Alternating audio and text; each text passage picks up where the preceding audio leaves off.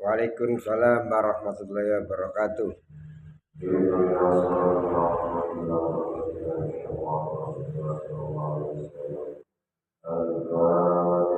A'udzu billahi minasyaitonir rajim. Bismillahirrahmanirrahim. Alhamdulillahirabbil alamin arrahmanir rahim maliki yaumiddin. Iyyaka na'budu wa iyyaka nasta'in ihdinas siratal mustaqim. Siratal ladzina an'amta 'alaihim ghairil maghdubi 'alaihim waladdallin. Amin.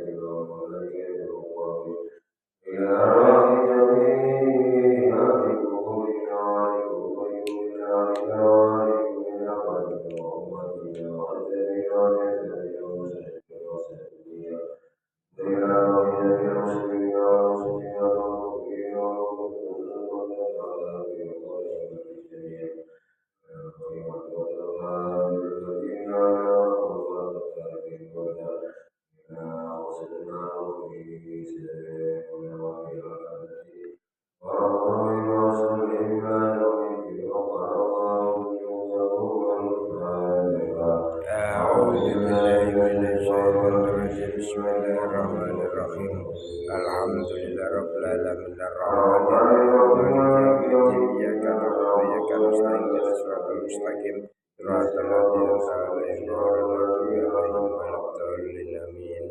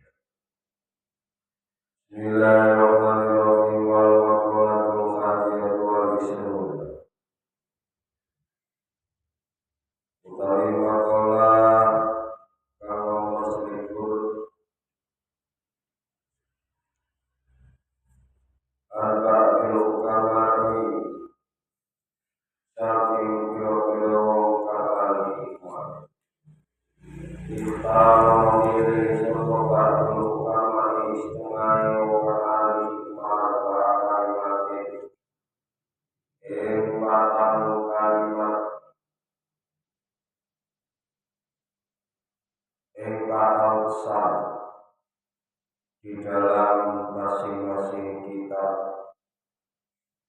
yaitu Al-Quran, kitab Zabur, kitab Injil, dan kitab Taurat. Ada beberapa pesan dari yang pertama, yaitu kitab Taurat, kitab yang diturunkan kepada Nabi Musa.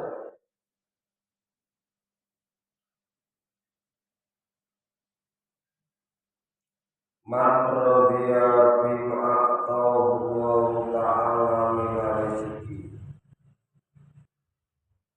Siapa saja sapa wonge kang rido kelawan perkara kang paring iman sapa Allah taala ing rezeki istirahat mongko kepenak sapa man aisara ta'abuhu tegese dadi sapa apa kangelane manda ila fid dunya wal akhirah. Jadi ada pesan di dalam kitab Taurat yang berbunyi berupa kata-katanya barang siapa yang rela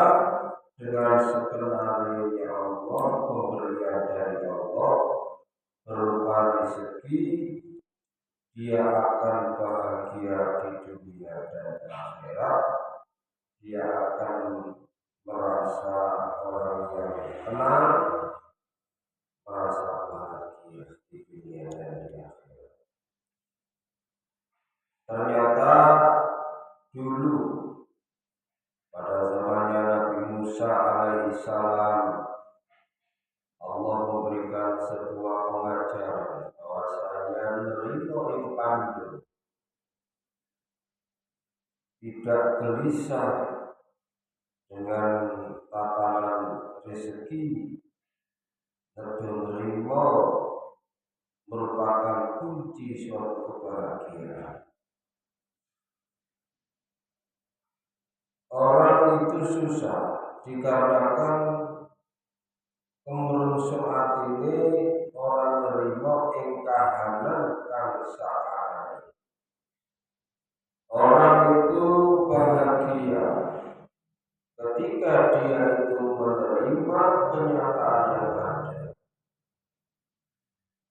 Rezeki dikasih Allah 100.000, alhamdulillah, dirasakan, dinikmati.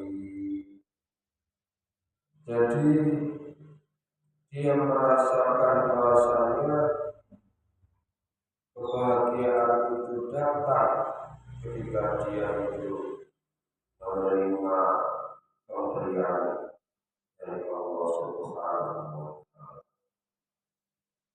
Memang secara kenyataannya ketika hati ini tidak terima dengan kondisi yang ada, maka kita akan masuk ke dalam ranah gelisah dan susah yang berkepanjangan.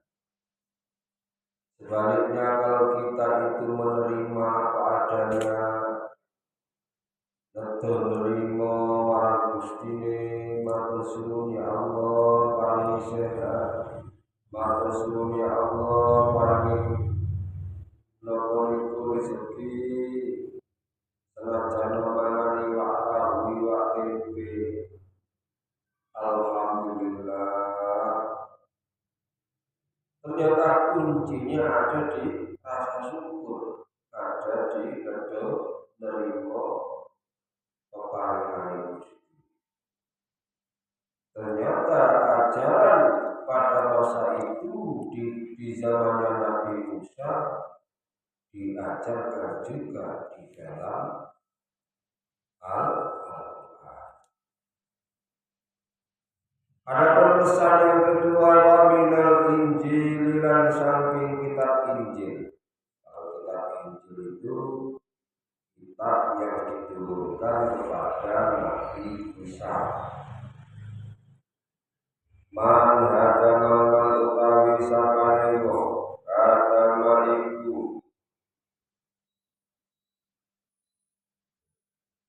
hadama iku merubuhake sapa man asawata ing pira-pira sawate. Aiman tegesi wong tarokai meninggal sapa man mustaqatin nafsike. Pira-pira perkara kang dipingini nafsu. Azza mulya sapa man aisara tegese dadi sapa man qawiyan iku kuat fi dunya wal akhirah ing dalam dunya lan akhirat. Adapun pesan yang termuat di dalam kitab Injil, barang siapa yang bisa menahan hawa nafsunya, dia akan menjadi orang yang kuat di dunia dan di akhirat. Karena dia bisa menahan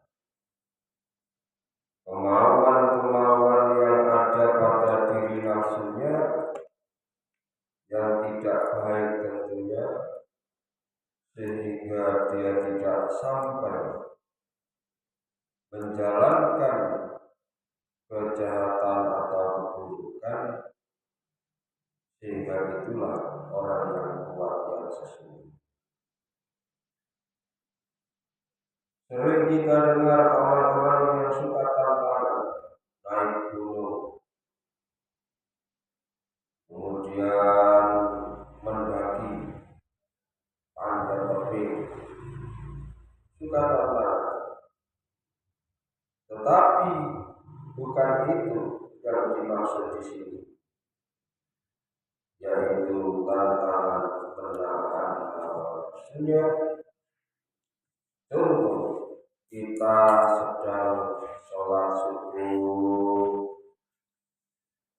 untuk melawan hawa nafsunya agar tidak terus tidur, dipaksa bangun, sulitnya luar biasa.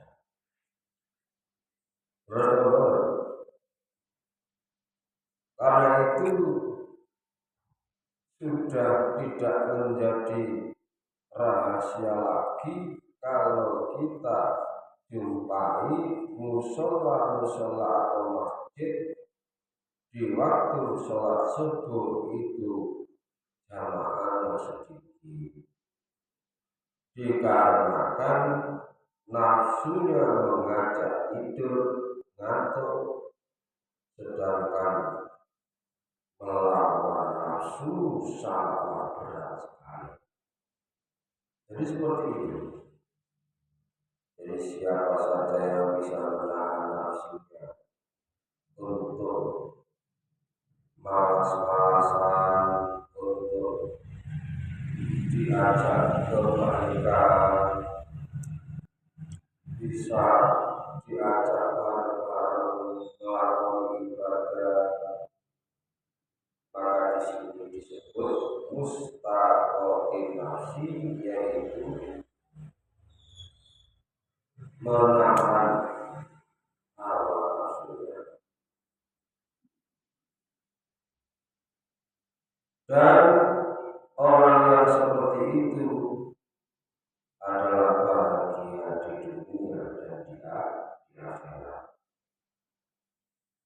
Itu berarti pada zamannya Nabi Isa alaihissalam juga diajarkan yang namanya berkerboh.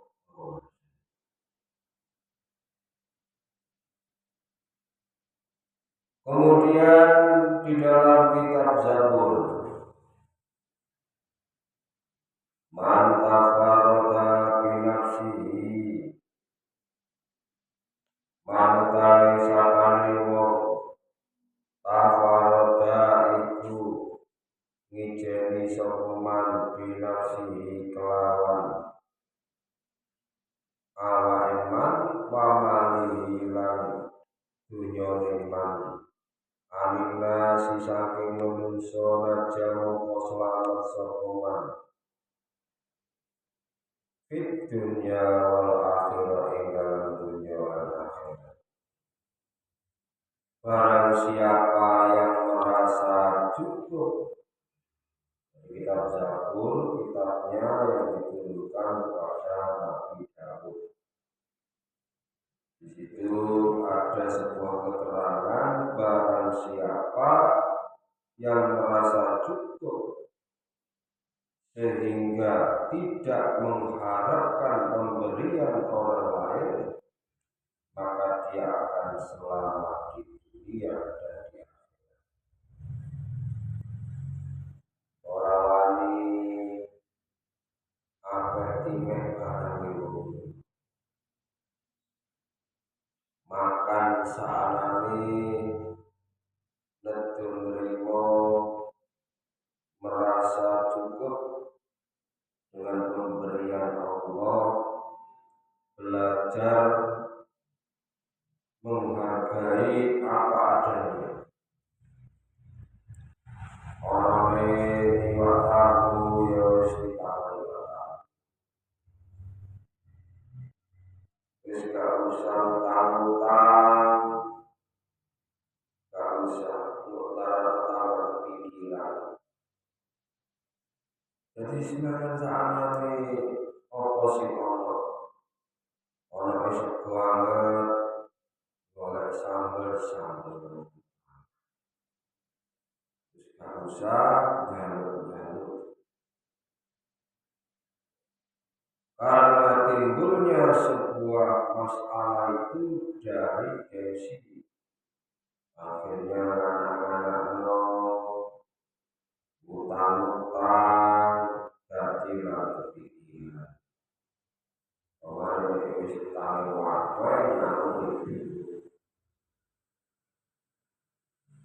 jadi pada zamannya Nabi Daud alaihissalam di dalam kitab tersebut diajarkan kalau kita menerima pemberian Allah, kita harus merasa cukup sehingga tak perlu kita itu mengharapkan pemberian orang lain. Cukup kita berdoa kepada Allah Subhanahu wa Ta'ala, ya Allah, tambah rezeki kami dengan Allah. Disinilah bahwasanya kitab-kitab yang diturunkan kepada nabi-nabi sebelumnya adalah mengejarkan tentang kebaikan, yaitu kitab-kitab Samawi, ajaran-ajaran Samawi.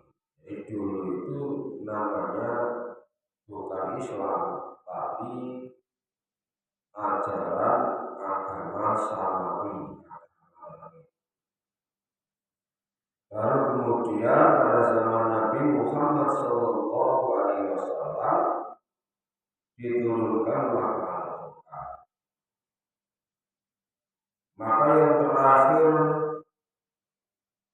menurut Al-Quran, man hafidul lisana sawongi kang jaga al-lisana ing lisane mimma la faidata ing barang saking barang kang ora ana faidahe fi ing dalem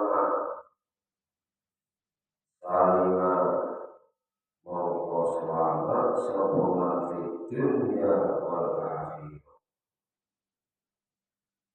Kul khairan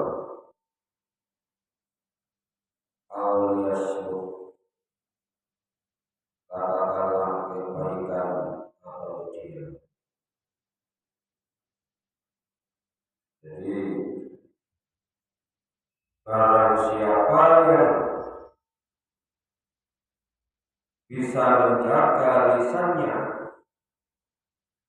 maka dia akan selamat dari dunia dan akhirat. Ya, seperti peristiwa-peristiwa yang sering terjadi di YouTube atau di internet,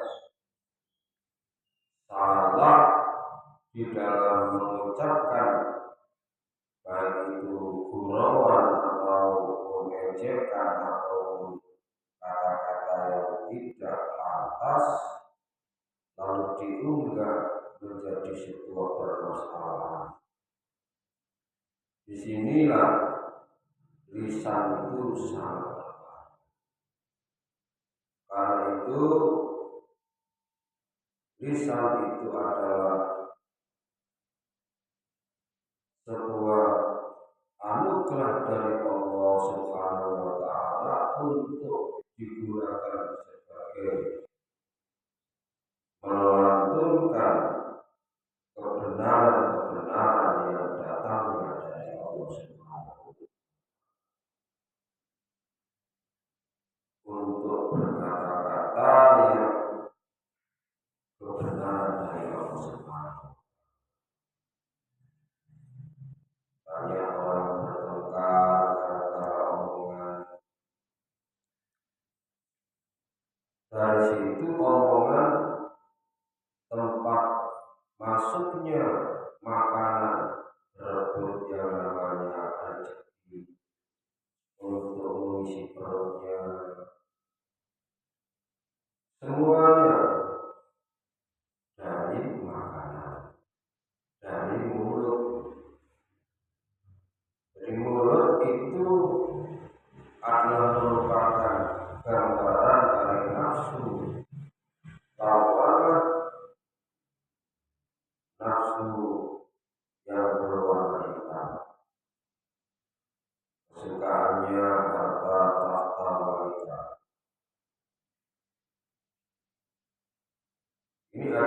merupakan harus dijaga betul-betul agar kita selamat di dunia dan di akhirat.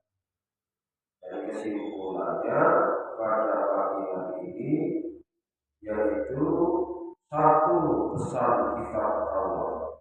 Barang siapa yang ridho dengan rizki yang telah Allah berikan, maka dia akan tenang di dunia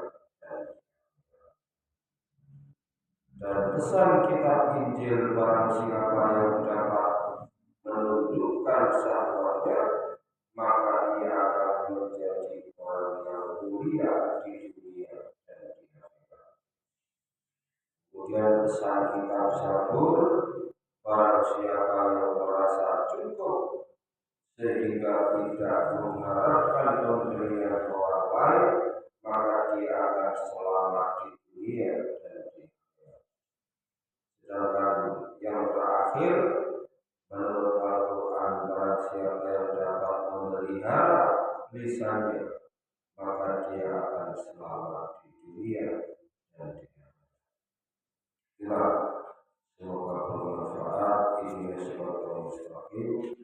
Wassalamualaikum warahmatullahi wabarakatuh. Waalaikumsalam warahmatullahi wabarakatuh. Ala Muhammad ya Rabbi sholli alaihi wasallim. Sallallahu rabbuna ala nuril mubin akmal